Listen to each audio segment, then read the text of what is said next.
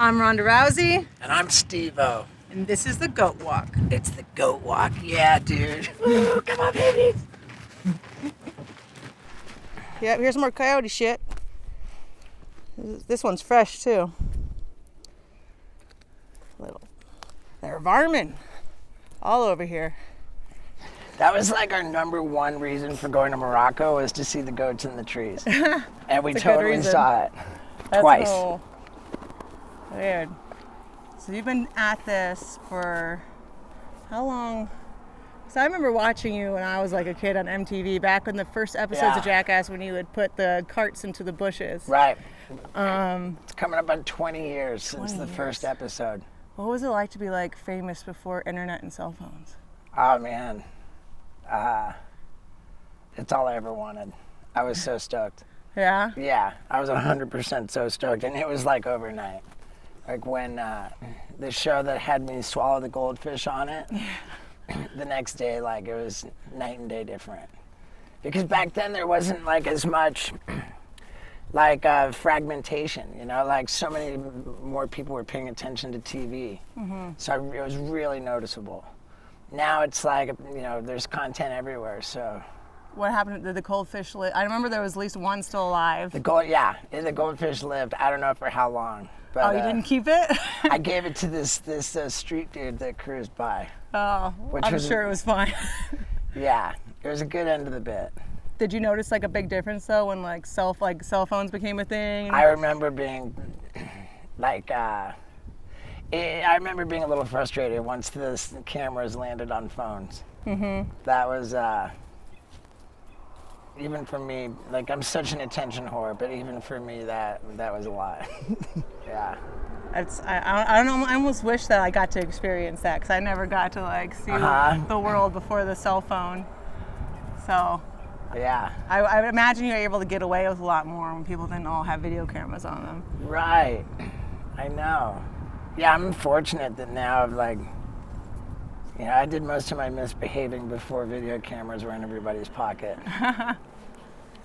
Your dad was like an executive for Pepsi. He or was. Something like that? He worked for Pepsi for a while, for Nabisco, Del Monte, Campbell's Soup, like all these different companies. And I grew up in 5 different countries. Wow. Yeah. What countries? Born in England, moved to Brazil when I was 6 months old, spoke my first words in Portuguese. Then moved to Venezuela when I was 2. I spoke Spanish in nursery school. Then I moved to the States when I was 4, England when I was 9, Canada when I was 12, and then back to England when I was 13. Wow. So yeah, I went to all 4 years of high school in England. Wow, I didn't even know that. Yeah, I didn't even live in America from the age of 9 to 18. Wow. Did you feel like you have any expectations on you because of the success of your family and everything like that, and kind of in the corporate world? Sort of, yeah. Like, I didn't think I was going to do well in life. I really didn't.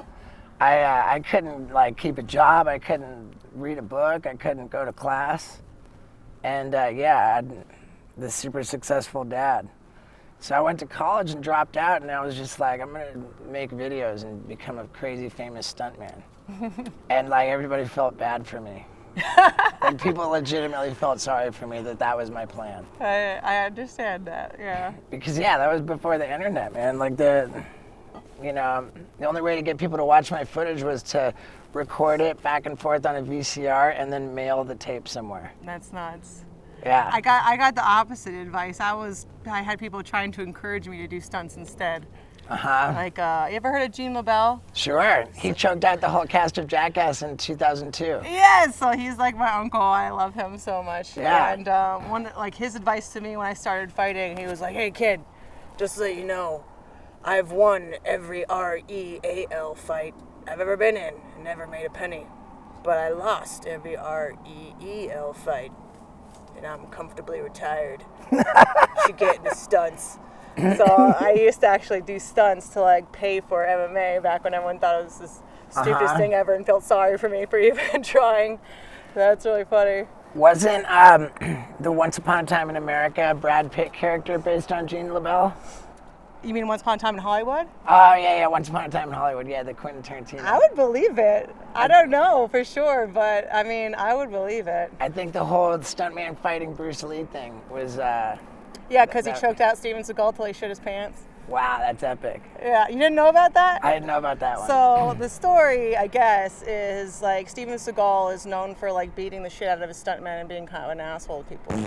And so Gene was on the set with him, and Seagal was like, "Oh, I have this one move. I can get out of any choke or anything. I could beat the shit out of anybody." And he's like, "All right, let's see it." So he puts him in a choke, and Seagal starts hitting him in the nuts to try and get him to let go. And fucking Gene just holds on. The way he tells the story is like, "Well, I guess he was tired because at the time it took a nap.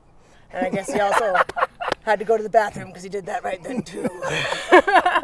It was crazy when we filmed with Gene LeBell because there were, was it like 9 or 10 of us, all just in a line.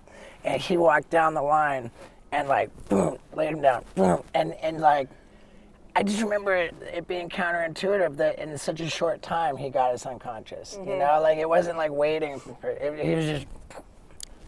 It's a blood choke. There's different kinds of choke. There's air chokes and blood chokes. Yeah. So a blood choke will put you out way fast, and the air choke, those usually come from the side. Your two arteries coming out. So he was doing that to cut these two out, which is a lot different than down the middle. Yeah. That one takes a long time to like choke somebody out, but. He laid us all down like one by one, and they never used the footage because they said it looked dark. Dark and disturbing. There's like a bunch of passed out people like convulsing in a row. Right, but the crazy part was that our buddy Ryan Dunn, R.I.P., he came away from that experience just feeling like educated, and now he knew how to choke people out. So he started choking people out. We would be on tour and he'd be like, "Hey, who wants to come on stage and get choked out?" And I remember thinking, "Oh my God, this is such a lawsuit waiting to happen. Like, don't do it. And he would just do it.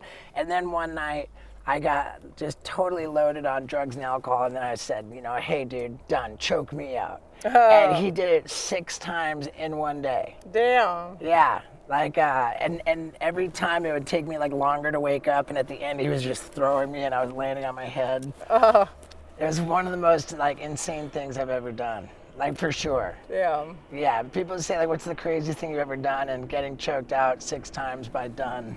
That's a good one. It's up there. So speaking of, how long have you been sober now? 12 years almost. 12 years. Yeah, wow, congratulations. Thank you. Yeah, creeping up on 12. So it's like, since I don't really have like experience with addiction and stuff like that. I grew up Olympics and all that, and like super, straight edge until.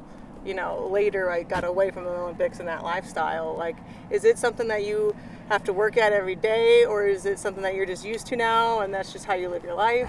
I would say that there's certain stuff that you have to do to like kind of maintain your sobriety, and there's just kind of a certain way you got to live. You gotta, you can't like do stuff that makes you feel really guilty or bad, because then you'll end up getting loaded. You got to be kind of careful about your manners, I feel like, at least for me. And you got to be careful about like staying connected with other people who are in recovery. Oh, yeah. So it's weird. I feel like I live like a double life kind of, because here I'm this like 12-step dude, but I'm also this like reckless asshole, and I love it because I feel like I've held on to like all the crazy fun stuff and just left behind all the really like, negative, unhelpful stuff. So what was that transition like going from, because I'm assuming if you're doing a lot of things with a lot of like pain and stuff like that, being on a bunch of drugs helps. So yeah, like what was that transition going from being in the same industry and doing the same kind of things, but then suddenly doing it entirely sober? I never took painkillers for pain. I just took them to get loaded. And I always did all the stunts for attention. And once I stopped doing drugs and drinking, I'm still an attention whore. So where do you think that comes from? I don't know. Like maybe like a little bit of neglect when I was a kid, maybe moving around, always being the new kid. I don't know, but one way or another, like I'm like at my core the gnarliest attention whore ever. That's why when Jackass came out, I was just so stoked. Like fuck yeah, you know. People will, you know, they say, oh hey, I hate to be that guy, but can I get a picture? I'm like, are you kidding me, man? Like, that's all I ever wanted. Yeah. That's pretty cool. I need to like be more appreciative sometimes, I think. It can be a lot depending on the situation, if it's like overwhelming or the timing is bad. But in general, I think I'm pretty good with it. Yeah, in general, I like really try to like be appreciative and like present for everybody. But then there's like people who, you know, knock on your door drunk at midnight on Christmas Eve, demanding you come out of the house and take a picture, and then. Well, you have that here? Not here, but my other place in Venice. Yeah, over here at the LA trifecta. Yeah, my place in Venice, like, you know, I grew up in Venice and considered that home, and then it got to a point where it was like more and more and more of like living in a fishbowl. Then my house got tagged and my house got robbed, and it started to feel like I was getting like bullied out of my own neighborhood, you know. Man. And like it at first, like when I started coming up, I wanted to be the people's champion, and I wanted to be there for everyone. And after open workouts, I wanted to go and take a picture of every single person and make them feel like I'm there for them and validated. And then like, you know, it started to get to a point where it's like, you know, if this is an actual relationship, because your relationship with everybody else is a relationship, and needs to be healthy, you know, and it can't just be like you're only giving and giving and giving and. And I think that was like a process of like figuring out like how do you set up boundaries and have a healthy relationship with everybody else, you know, instead of just trying to please everyone all the time, because it's just after a while it gets to be like too much, you know. Sure. But I don't know. I'm still trying to find that balance, but you seem to have it all figured out. I mean, I'm not as like. I think Ronda Rousey, like, you probably create more of a commotion where you go than I do. I don't know, man. Like, I worshipped you ever since I was like, look, you were my favorite one on Jackass. Always. You always did like the gnarly shit. Well, thank you. I love that. Like, you put your foot down at the toy car. You're like, no, my dad was like just disappointed, and my mom pulled that fucking line on me before, but I'm just disappointed. I'm like, oh fuck, man. Well, my heart. That's awesome. Here, right, let's keep this going. You got. You want to try and roll my coffee thermos on there? Okay. Ready? Are you guys ready? Yeah. All right.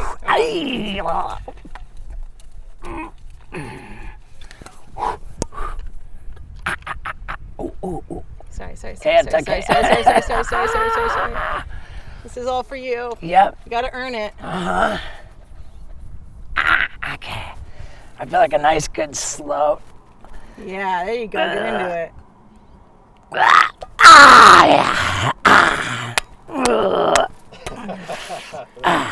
Oh yeah. That's good. All right. What do you think, Ronda? I think Chuck helped open it up for me like a pickle jar, and I appreciate it. But I think we're gonna really make it something special, because they're all like unique, you know. They're like little snowflakes, right? You know, like this is only my ear will ever look like this, and only my ear. This will be the famous SteveO ear. Let's go. Oh my God, I can't wait. Spot.